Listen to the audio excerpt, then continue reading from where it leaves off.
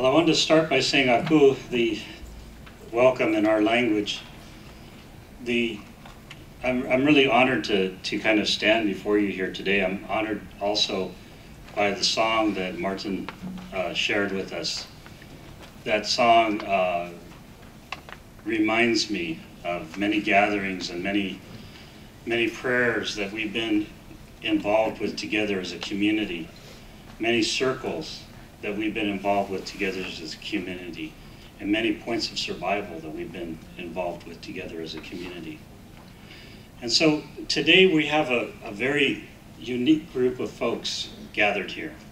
We have people who are, in many ways, we struggle with the heartaches of our community.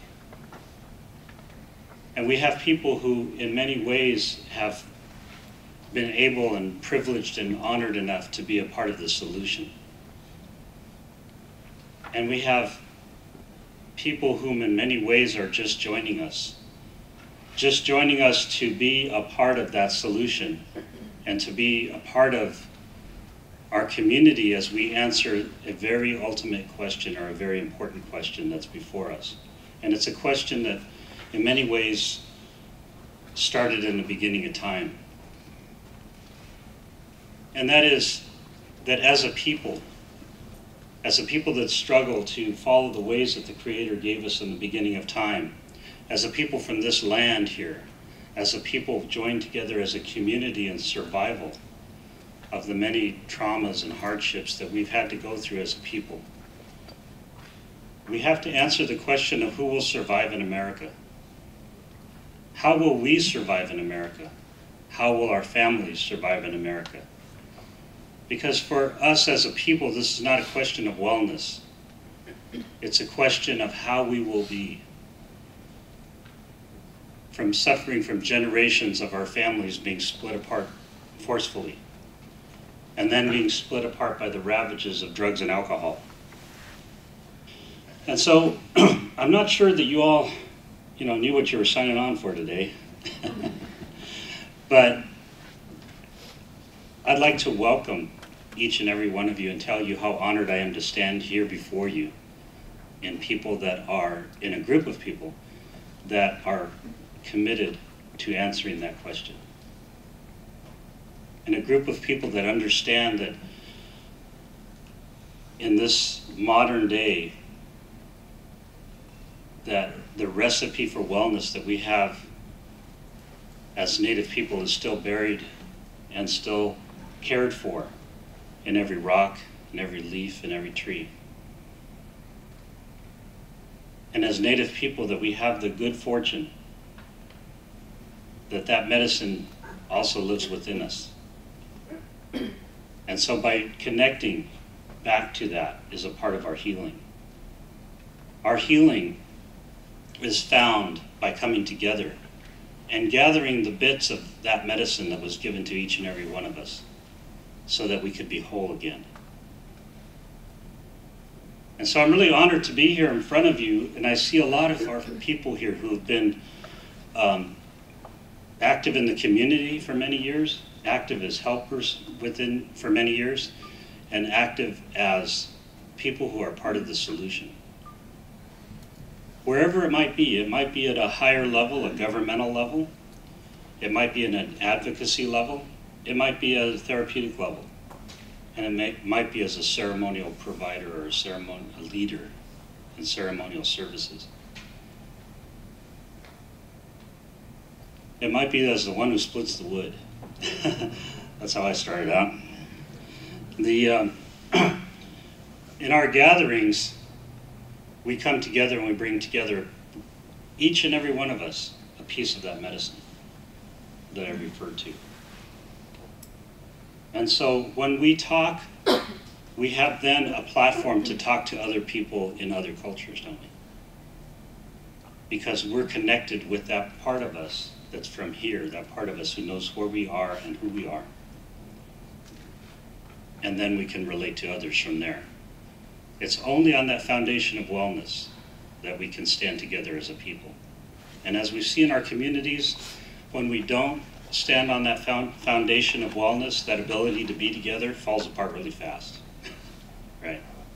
all sorts of things begin to get in the way, things that are outside of our control. So I stand humbly before you, kind of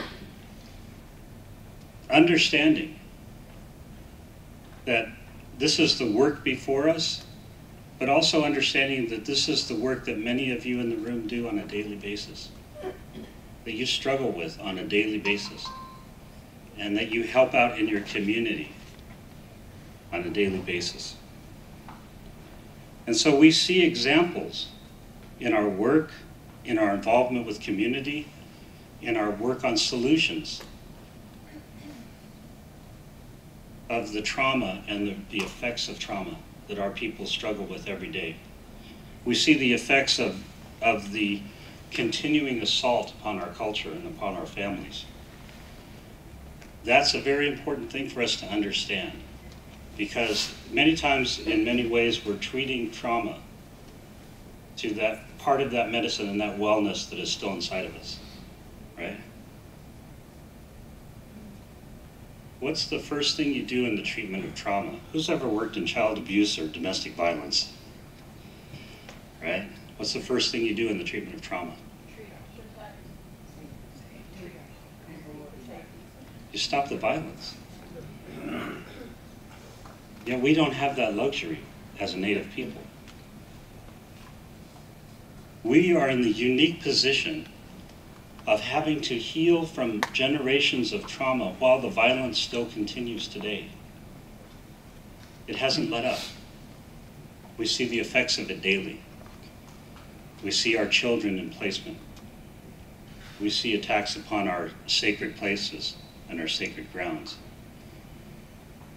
We see attacks and insults upon our family and our culture. And we can't afford, unfortunately, to sit around and count our wounds, right? Because when we sit around and we count our wounds, what are we? Well, we're wounded, right? And my grandpa once told me, he says, it's the fire you feed, remember? So when we talk about tribal politics, don't feed that fire, he'd say. He'd say, when you do this work, you give up the right to do certain things. You give up more than you actually take on. That's part of your sacrifice. And I used to look at him puzzled because I didn't know what he was talking about. And so one day I finally built up the nerve to ask him, well, what do you mean you give up things? He goes, when you do this work, you give up the right to judge anyone. Because you have to be there for them. And in that way, he showed me a deep sense of resilience that our people have. That's still there, it didn't go anywhere. That's our cultural bond. For he was a ceremonial leader and he was a singer. And he sang that song also that Martin sang today. Those songs come from a beginning, right? Those songs carry that story of resilience because they're, each and every one of them are a prayer. So let's come together and celebrate that resilience today. We have a very unique group of people, but as Native people, we're a very resilient people, okay? We're a little late. I tell people Native people understand time exactly. We have a very good sense of time. We know what it is, we know how it operates. We just don't believe in it. Darn it. So, we sit here as workers within our community as witnesses, don't we? Witnesses of this change and witnesses of this survival.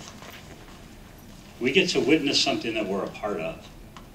And so that's a very unique blessing. As therapists, we get to, and community helpers and drug and alcohol counselors and however you define yourself, grandmas, we get to see the healthy change grow within our people that we didn't know was there.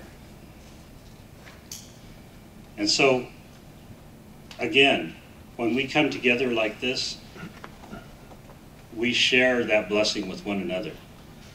We share the knowledge that you know, that you've seen, and that you've been a part of that wellness within your community. That's why I'm honored to stand here before you today, because this is a pretty esteemed group of folks we have here. And so what I wanted to do today in my short talk was to talk about some of the things that we need. You know, there are some that will tell us that what we need in our world is evidence-based practice. There are others that will tell us that what we need is the latest definition of lessons that we had in the beginning of time. And there are many people that will tell us that what we need exists in a certain program or in a certain fund.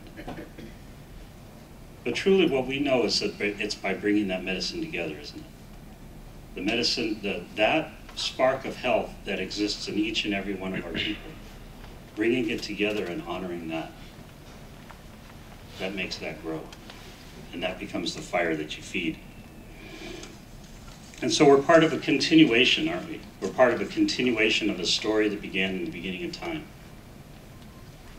A way of life that was given to our people, that we could take care of one another, and that we could take care of the land that we had trustee of.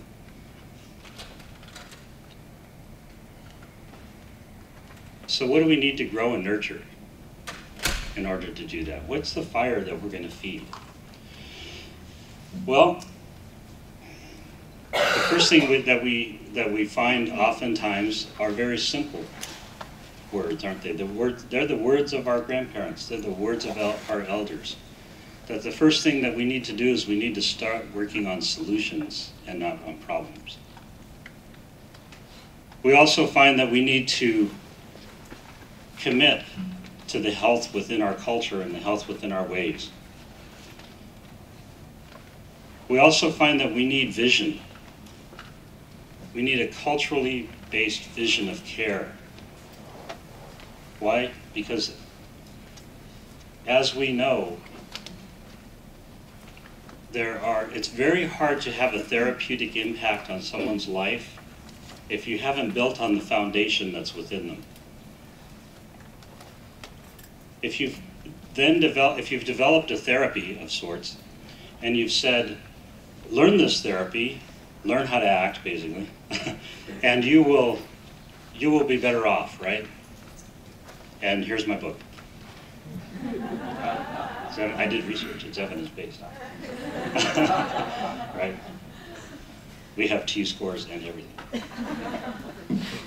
What have you done? You've just disempowered the health that exists within that person, haven't you? You've diminished that medicine and that spark that was within them. Not intentionally, but nevertheless the same.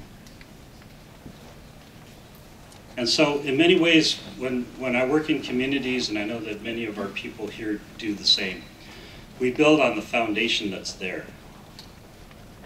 Who are your people? Where are you from? Who's your family? I always tell people, I often ask clients, tell me what your family's known for. Right? And many people will tell you, children are great at this question. Many people will tell you, well, let me think. Well, I guess everybody knows my family because my grandpa's a singer and a well-regarded elder. So, yeah, that's probably why people know my family. That's not so bad, is it? There's a lot of hope in that statement.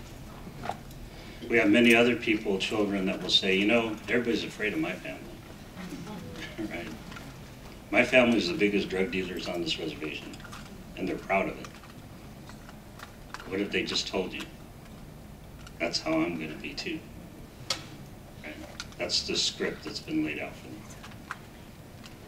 The advantage of working with our community is that that spark, that medicine, it's always there.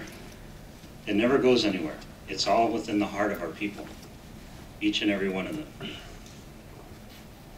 And so it's about the fire that we feed. So all of the things that we talk about and that you're going to hear about cultural interventions and cultural strength building and community building and all that, it's growing that fire. That's really what it's all about. It's about growing that fire of health that the Creator put in our people in the beginning of time. And it didn't go anywhere. It's still there. We do that in resilience for the battles that we fight on a daily basis. And so what do we need to do? Well, I always tell people when you're going to work with our community, take a deep breath. Find out who you are, because it's important. They're going to ask. And we engage one another, don't we? We engage one another to build some very important things. To build a vision. To build upon a vision, I should say. To build upon a vision that was given to our people. To returning to a time and a wellness that we once needed. When you treat a client that says to you, things were really good in my life and I had some level of success and I had some level of accomplishment that I was okay with and proud of at a certain time, and then something fell apart. What do you think about that client? Not so bad, huh? They were there once before, they know what it looks like, right? They know what health looks like. At least for them at that point, they know what it looks like. They know how that feels. Well, that's the same way that we were as a community. We were there. And because we haven't quite experienced that level of health in our lifetime that once was, doesn't mean that it's not within us.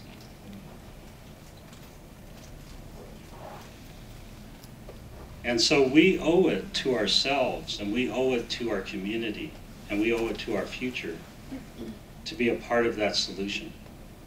Some of you that are new to that solution, welcome. Good to see you. But many of us, as has been told many times, we are treating the traumatic effects of insults, let's just say, upon our culture, while living them at the same time. That speaks to your resilience. And that speaks to your family. And that speaks to your community that you work with. That there's individuals, you being one of them, that has that kind of strength. As long as we have that kind of strength, we have a future. Right? Nobody can deny that. And as long as we continue to build upon that, wellness is a growing part of who we are.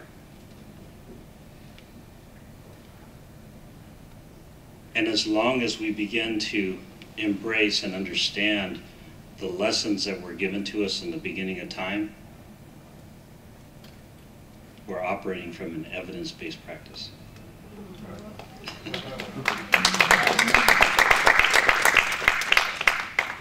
So what I would do is I would encourage you today to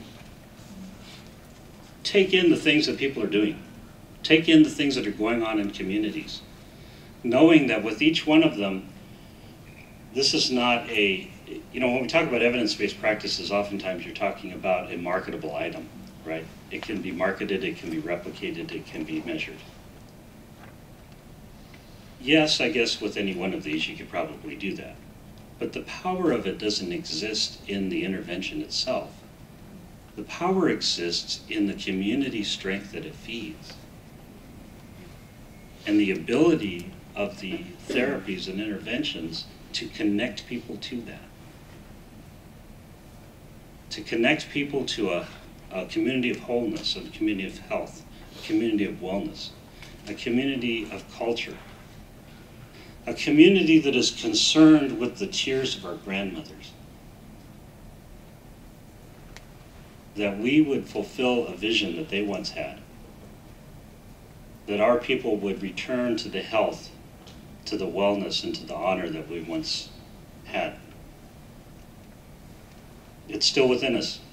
Didn't go anywhere, right? It's all about feeding that spark. So today what I would do is I not only would welcome you, but I would ask you to look at that. And what you're going to find, as all Native people here understand, is that when you work with people on a community level, when you work with people on a therapeutic level, when you work with people on a strength-based level, what's happening to you? You're also feeding that spark within you, aren't you? And so this is a great work, and I'm honored to be a part of it. I've been honored to be a part of it for many years. We have to be resilient warriors. We have to take care of ourselves. But we are very fortunate in the fact that we're part of a growing community that takes care of one another. And with that, I'm honored to stand before you as representatives of each of those communities. So we build resilience, we build resolve, we build on the spiritual resonance that's within us, right? What I would encourage you to do is make that the fire you feed. Make that the vision you share. Make that the work that you do. Because our future depends on it.